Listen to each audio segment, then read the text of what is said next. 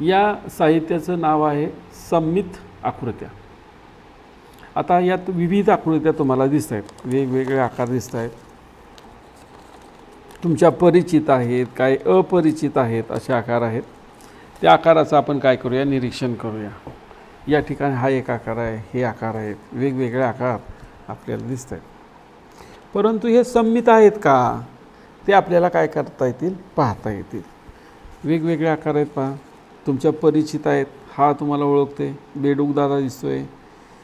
आणखीन कुठला कुठला आकार तुम्हाला परिचित आहे सांगा. हा कुठला आकार आहे, ए आहे. हे काय आहे, कुलूप लावायचं का, लावून टाकूया आपण. हे सगळ्यांनाच आवडतं. बरं, कुठला आकार आवडतं ना, आकार हा सगळ्यात महत्त्वाचा आकार. हा कोण आहे, स्पायडरमॅन.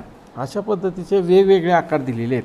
आता ह्यातले आकार कोणता सममित आहे, कोणता असममित आहे, हे आपल्याला आता बघायचं आहे. आता समजून चालू, आपला आवडता शेतकऱ्यांचा मित्र कोण, बेडूक मित्र आहे ना, आपल्याला शेतकऱ्याला मदत करू. मग हा सममित आहे का, तर हा अक्ष आहे बघा.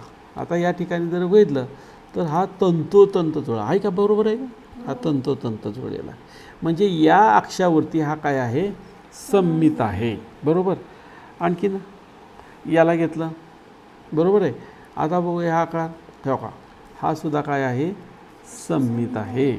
बरोबर. स्पायडरमॅनला घेऊया आपण, इथं घेतलेला आहे. या अक्षावरती काय आहे, हा सममित आहे. पण या अक्षावरती सममित आहे का, नाही. म्हणजे हा जो आकार आहे तो एका अक्षावरती काय आहे, सममित आहे. आता उदाहरणार्थ मी आणखीन एक आकार घेतला, उदाहरणार्थ हा घेतला आहे बघा. इथं बघा, हा एक अक्ष घेतला, सममिती आहे. परत हा आकार घेतला, या ठिकाणी सममित आहे. दोन झाले. परत हा इथं घेतला, तीन. आणि नंतर आणखीन होतं आहे का, तीन अक्षावर झाल्यानंतर. आता हा आकार किती, तीन अक्षावरती सममित आहे. आता मला हे करायचं आहे तुम्हाला, एका अक्षावरती सममित असणारे आकार काढा. चला काढा बघू, बाजूला तुम्ही पण काढायचे. एक लावून ठेवा, तुला का होतील ते एका अक्षावर सममित असणार.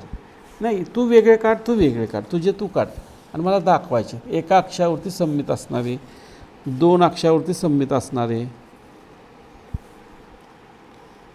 काढा बघू. हां, एका अक्षावरती काढत आहे सगळे.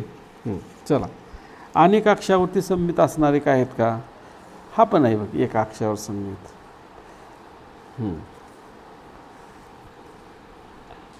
एका, हे कुठले, किती अक्षावरती सममित आहे हा आकार,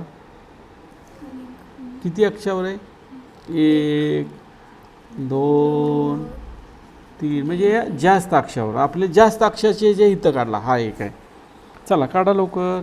आणखीन कुठले गावता आहेत का तुम्हाला, एका अक्षावरती वेगळे काढा आणि अनेक अक्षावरती एकत्र काढा.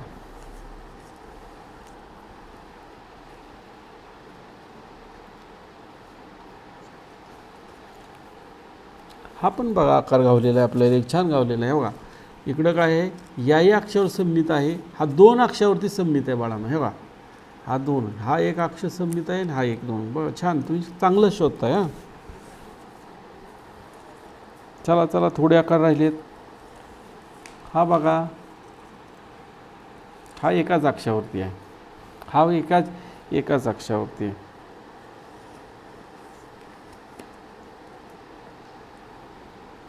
ठीक आहे. म्हणजे आता काय केलं तुम्ही, हे जे आकार आहेत, हे कड्याचे लिहिलेले, ते काय आहेत, एका अक्षावर सममित आहे. हे जे आकार जे आहेत ते एकापेक्षा जास्त अक्षावरती सममित आहेत.